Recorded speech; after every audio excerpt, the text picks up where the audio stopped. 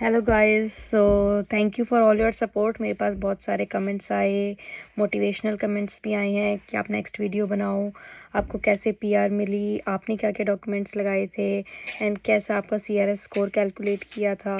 तो अभी मैं आपको सारा एक्सप्लेन करती हूँ कि मैंने क्या क्या किया, मैंने कैसे स्टेप बाय स्टेप प्रोसेस किया।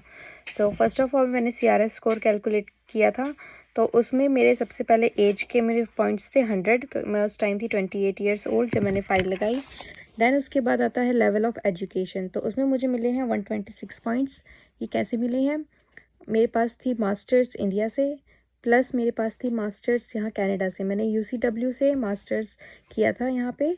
और इसमें मुझे टोटल मिले हैं 126 पॉइंट्स। यहाँ पे आपकी हाईएस्ट एजुकेशन कैलकुलेट होती है। तो अगर आपने इंडिया से कुछ भी किया हो बट आप यहाँ पे आके मास्टर्स कर रहे हैं तो आप मास्टर्स का बेनिफिट लीजिए। अगर आप इंडिया से मास्टर्स करके आए हो, यहाँ कोई छोटा प्रोग्राम कर रहे हो, तो आप मास्टर्स को ही शो करें क्योंकि उसके आपको ज़्यादा पॉइंट्स मिलेंगे। देन मुझे फर्स्ट ऑफिशियल लैंग्वेज प्रोफिशिएंसी, मैंने सेल्फिप का एग्ज़ाम दिया था, उसमें मुझे मिले 119 पॉइंट्स। उसके बाद सेकेंड ऑफिशियल लैंग्वेज थी फ्रेंच, जो मैंने नहीं की थी, तो उसमें मुझे 0 पॉइंट्स मिले हैं क्योंकि वो मैंने ऑप्शन में नहीं रखा था, क्योंकि मुझे पता था कि बाकी सबसे ही पॉइंट्स अच्छे कैलकुलेट हो जाएंगे। उसके बाद बारी आती है कैनेडियन वर्क एक्सपीरियंस की।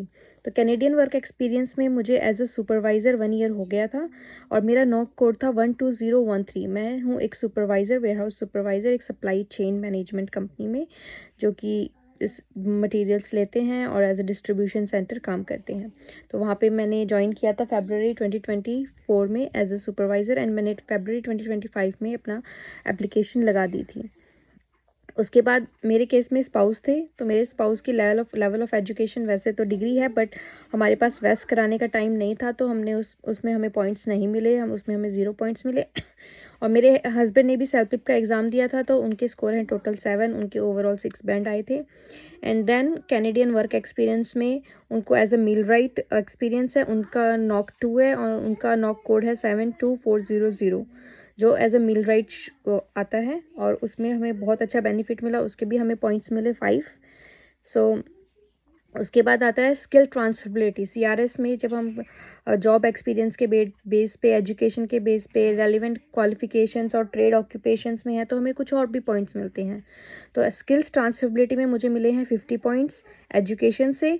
और फॉरेन वर्क एक्सपीरियंस, जो कि मुझे इंडिया से एक्सपीरियंस था एज अ मार्केटिंग एग्जीक्यूटिव का फॉर 4 ईयर्स, तो उसमें मुझे मिले हैं 50 मोर पॉइंट्स। तो ये मेरे 100 पॉइंट्स यहाँ पे एडिशनल कैलकुलेट हो गए। और उसके बाद जो अदर लाइक उसमें बहुत सारे आपको प्रोग्राम्स आते हैं। जब आप सीआरएस कैलकुलेट करते हैं तो आपको आता है कि आपके पास एलएमआई है, आपका कोई रिलेटिव है, आपका ब्रदर एंड सिस्टर कोई है, ताकि आपको एडिशनल पॉइंट्स मिल जाएं, या फिर आपने फ्रेंच कर रखी है, या फिर आपका कोई सिबलिंग है, या फिर आपको कोई प्रोविंशियल नॉमिनेशन भी है। बट मेरे केस में ऐसा कुछ भी नहीं था। मेरे केस में सिर्फ मुझे कैनेडियन एजुकेशन के 30 पॉइंट्स मिले इसमें।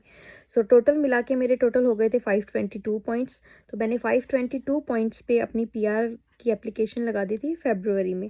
एंड देन जून में आपको पता ही है एक ड्रॉ निकला था 521, जिसमें हमें इनविटेशन आ गया था। एंड देन आफ्टर अगस्त में हमने अपने सारे डॉक्यूमेंट्स सबमिट कर दिए थे फॉर पीआर। देन अगस्त, सितंबर, अक्टूबर, नवंबर, दिसंबर, 30 दिसंबर को हमारे पास मेल आ गई थी कि you got finally PR. So total 5 months का टाइम लगा आफ्टर इन्विटेशन हमारी पीआर आने में। So this was all the CRS points which I calculated for my PR. इसके अलावा मैं आपको सजेस्ट करती हूँ कि अगर आप 12th हैं और आपके पास सिर्फ 1 ईयर बचा है आपके वर्क एक्सपीरियंस का, तो वो सॉरी वर्क परमिट का, तो आप फ्रेंच करना शुरू कर दीजिए, क्योंकि French is the best option to get easy PR hair.